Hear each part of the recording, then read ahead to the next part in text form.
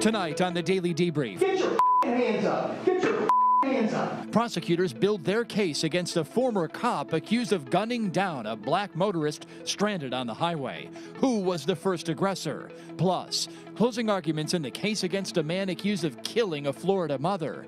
A bitter custody battle going on. Does the ex-husband, not the defendant, really have an airtight alibi? Also, the president's former personal attorney testifies before Congress. The nation's top criminal cases are on the Daily Debrief. It's Wednesday, February 27th.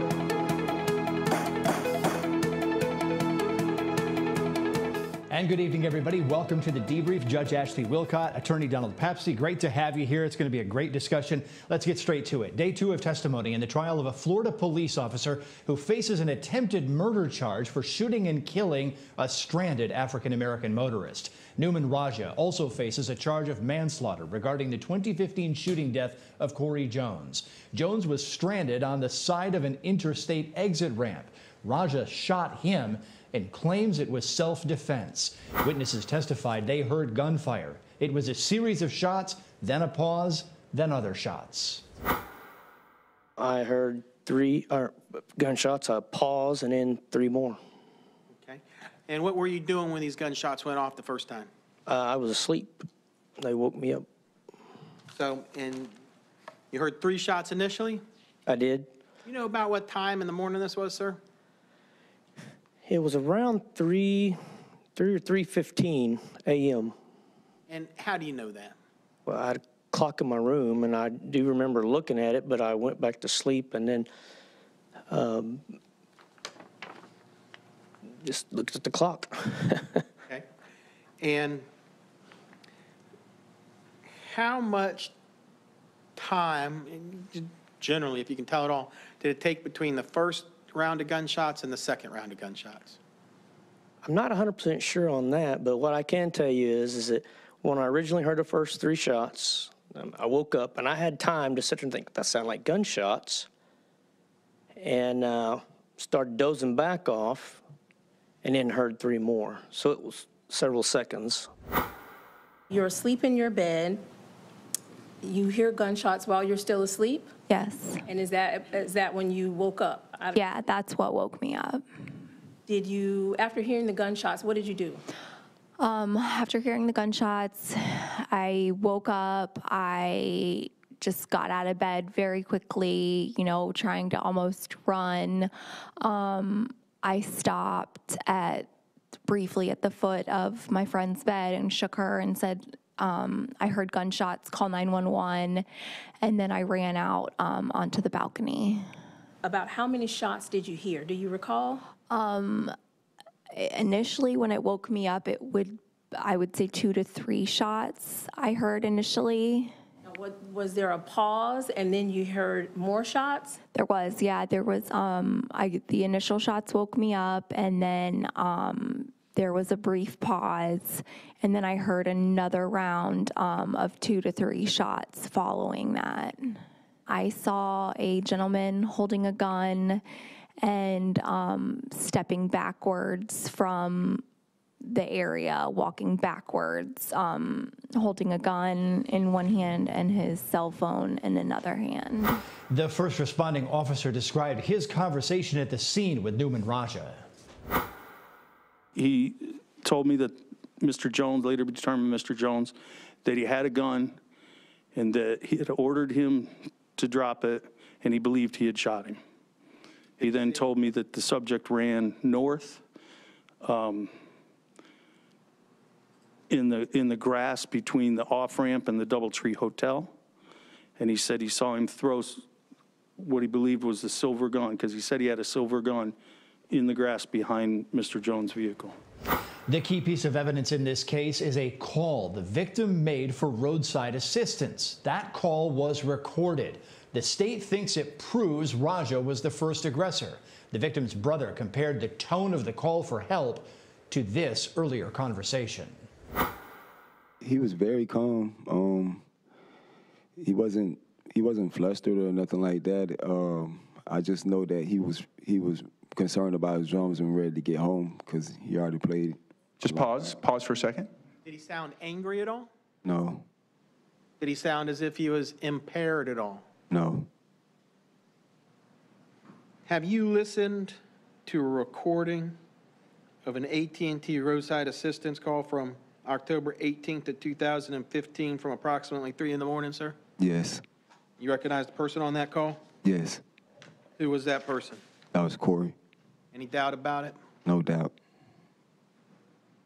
He sound the same on that recording initially as he had sounded when you talked to him? He sounded like he was every day. Did that change at the end of that call? Yeah. Raja was wearing plain clothes and was in an unmarked van when he pulled up behind Corey Jones. According to that testimony, Jones was scared and went for his gun. The prosecutor again argues that Officer Raja was indeed the first aggressor. He jumps out. He's got no indication whatsoever he's a law enforcement officer. He's wearing jeans. He's wearing an inside-out t-shirt, a hat, no badge, nothing. You'll hear, when he jumps out of that van, you'll hear something fast, real short, and Corey Jones' response is, huh? I'm good. That's his response. With as much effect as that. And what's the response from our law enforcement officer on duty that's supposed to be helping a stranded citizen? Really? Yeah, I'm good. Really? That's what he's saying. That's not how an officer talks to a citizen if they're talking to one on the side of the road. He's actually chasing Corey Jones away from his vehicle.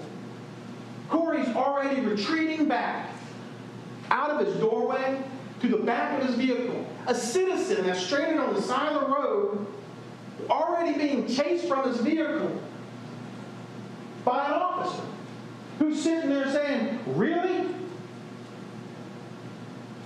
And when Corey Jones lastly says, yeah, now he starts saying even more hostile. Get your hands up. Get your hands up. That's what he's screaming. That's how he's treating a stranded citizen. The defense repeated several times that their theory of this case is one of self-defense because Jones drew his gun first and Raja reacted. Never mind that Raja pulled up without a uniform in an unmarked car and never identified himself as a cop. This is a terribly sad and tragic case. It's an example of a perfect storm that turned deadly when Corey Jones pointed a loaded handgun at Newman Raja. Mr. Jones pointed the handgun at Mr. Raja not once, but twice. And each time Mr. Raja fired, he was acting to defend himself. This area around the barrel of the gun is going to become extremely important.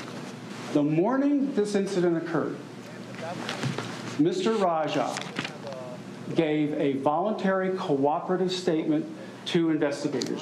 When he gave that video walkthrough, he told the investigators that he saw something very specific when Corey Jones pointed the firearm at him. He said that he saw a red flickering light around the barrel of the handgun when Mr. Jones pointed it at him. The state made a very powerful opening statement, much of it based upon emotion. We're going to lay out the facts of the case, which is what you need to determine your verdict in this case. The judge will tell you that emotion should not play a part in your verdict. Facts should. A crime scene investigator today testified that he was unable to recreate the flickering red light, which Raja apparently thought was caused by a flickering laser sight. A solid red light, however, flickering and reflecting rather off the gun, might have been caused by a reflection from a red traffic light. Did that appear to be a Laser Max laser to you? It did not appear to be. That gun has an enclosed guide rod anyway. That gun wouldn't be compatible with the Laser Max laser. we tried to get the red reflectivity and the flicker pattern. We got the red. We tried from several different angles, and we couldn't get the same flicker pattern or any flicker pattern. I was able to get I was able to view it with my eyes, and I was actually able to capture it with the camera with the red traffic signal reflecting off the front of the pistol. Joining me tonight here on The Debrief are Judge Ashley Willcott and Attorney Donald Papcsy. Good to see you both. Thank you. Good to see you. Okay, so this flickering light, they couldn't recreate it with a laser sight. Is it evidence that Newman Raja, this ex-cop, is lying about what he saw that night? Ashley, what do you think? I don't know that it's evidence that he's lying. I think he may have said, this is what I thought I saw, but the evidence does create reasonable doubt that what he thought he saw is really what he saw. Okay, Donald, let me ask this one. Raja fired, paused, and then fired again. Is that pause what prosecutors are going for here to try to say this is a calculated design necessary for a first-degree murder charge? I think that's exactly what they'll do. That's what they need, because the immediate response is what the defense will argue that he needed to do to protect himself under his defense, and that pause and then the 2 seconds later is what gives rise to more premeditated action. Jump in as you wish, both of you. Who's the first aggressor here? Is it Raja for pulling up and becoming belligerent, as the prosecutor says, or is the first aggressor the victim here? From what I've heard so far, it looks like when he got out of the car, and even though he's approaching him, I don't believe he's approaching him in an overly aggressive manner. He is asking him, are you good, are you good? But that doesn't mean he's attacking him, that he should feel threatened. So I'm not really sure at this point. I feel the opposite. I think if he did not, in fact, identify himself as the police, even though he says he thinks he did, he wasn't dressed as a police officer, that can be perceived by a person stranded as aggressive. They don't know who this is or what this person's going to do to them. And we have the brother testifying that the victim had fear in his voice during that roadside assist call, and we're waiting for that to come out in court. One thing I've got to sort of complain about here a little bit. What is up with the defense constantly saying, oh, this is a sad thing. It was sad that the victim died, and it'll be even sadder if you convict my client. This is the defense. Why are they saying all of that and then saying, oh, don't make your decision based on emotion? So which is it? Are they being contradictory right off the bat? It's every single case I've ever handled like this is exactly the same thing. It's an emotional case, and you don't want the jury, in this case, you want to slow down the action and take the emotion out of it and stick to the facts. We could have a big debate about why this is an attempted murder charge when the victim is dead. I tried to look for answers. Judge Willcott, I think you did too. I did too, and I wasn't able to find one. So I know that they're looking at culpable negligence, but I'm not sure why it's not a first-degree murder versus attempted murder. I'm curious. I'm going to have to ask a Florida expert. We'll check in with you both at the end of the broadcast on our next case. Still ahead, speaking of that next case, closing arguments in that Florida murder trial where a man is accused of killing a mother of 3. Did a custody dispute cause the defendant to help out his friend who was fighting with the victim over children? Or did botched police work lead to the wrong man? We take you back inside the courtroom after the break.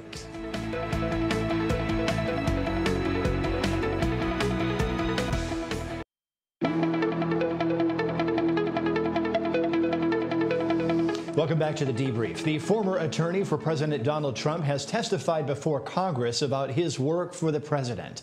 Michael Cohen appeared today before the House Oversight Committee.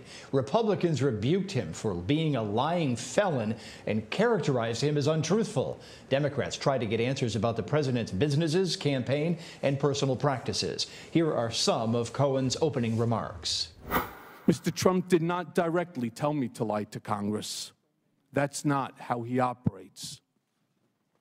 In conversations we had during the campaign, at the same time I was actively negotiating in Russia for him, he would look me in the eye and tell me there's no Russian business, and then go on to lie to the American people by saying the same thing. In his way, he was telling me to lie.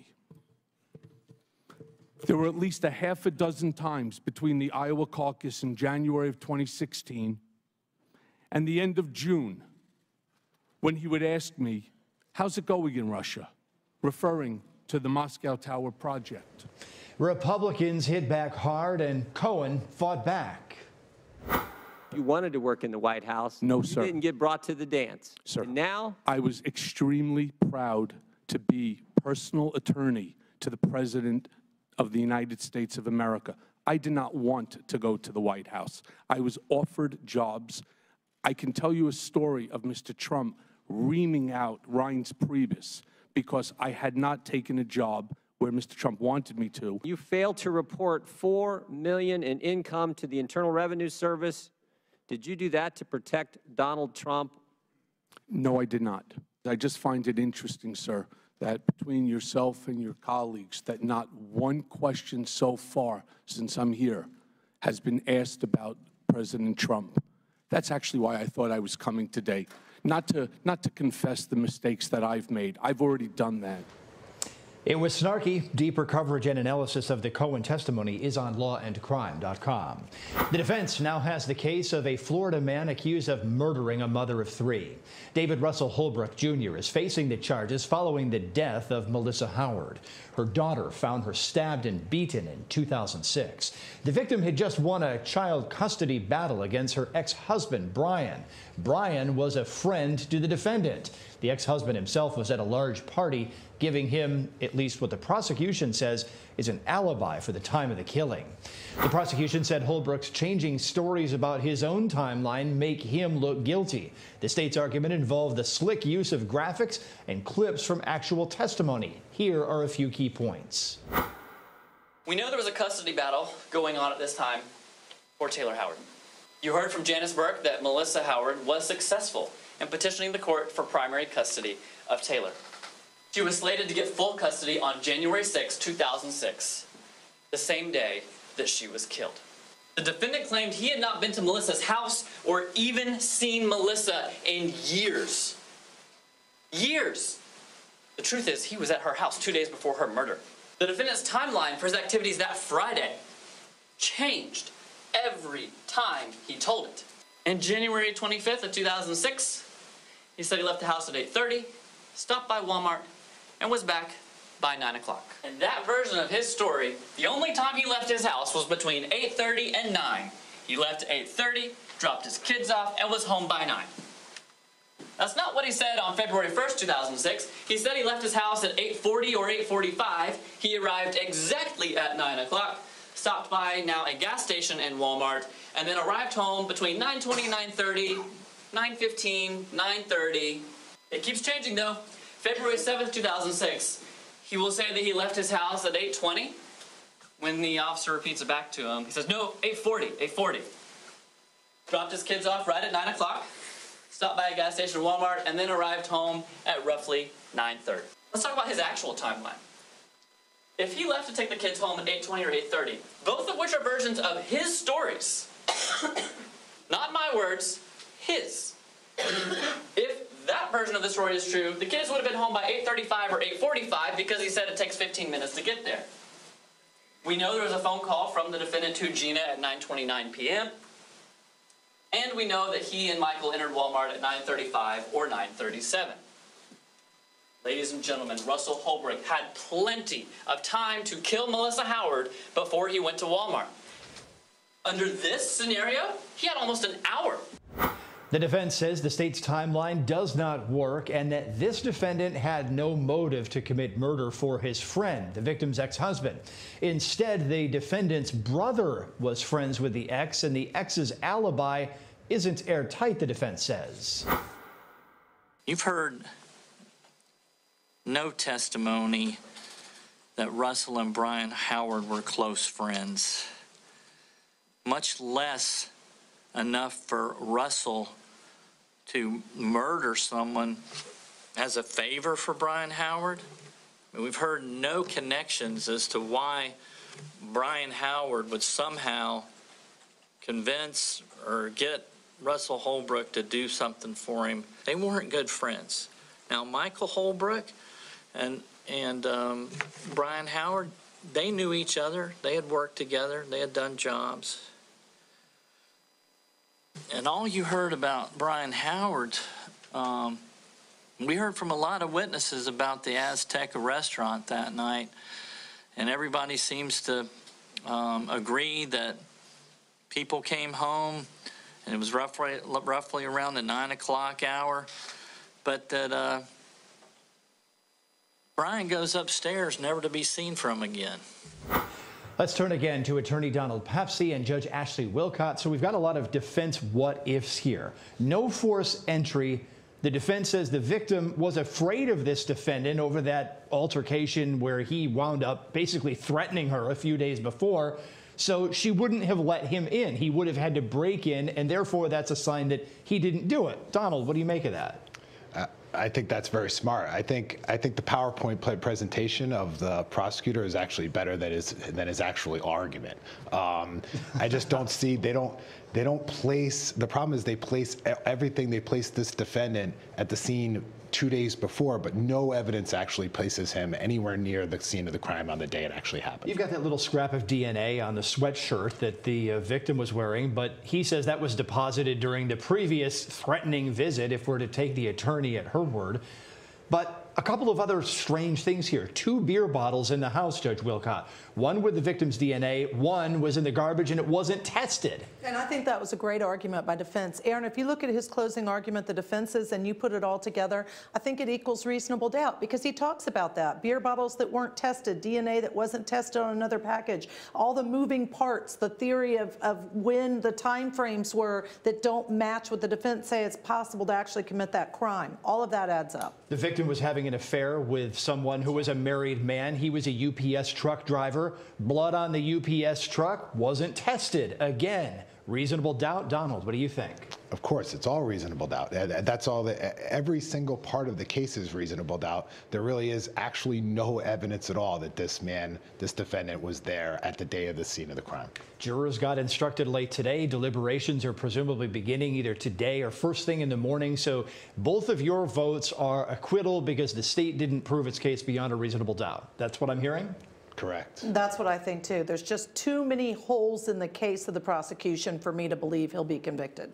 Okay, one other interesting little point about this is, is the ex-husband who really was in the custody dispute, could he have somehow snuck out? Was there time for him to do it? The defense raised that scepter, too. Well, I think there was as much time as this defendant had to commit the crime, so what's the difference? I think either of them arguably could have done it, time-wise. Wow, tough arguments here. The jury's got a lot to wade through. Donald Papcsy, Judge Ashley Willcott, appreciate your insight here on The Debrief tonight. Thank you, Aaron. Thank you, Aaron. We'll catch you next time. And thanks to those of you who are watching The Debrief. I'll be back tomorrow at 5 o'clock Eastern here on the Law and Crime Network. Our live trial coverage begins at 9 o'clock in the morning. We'll see you then.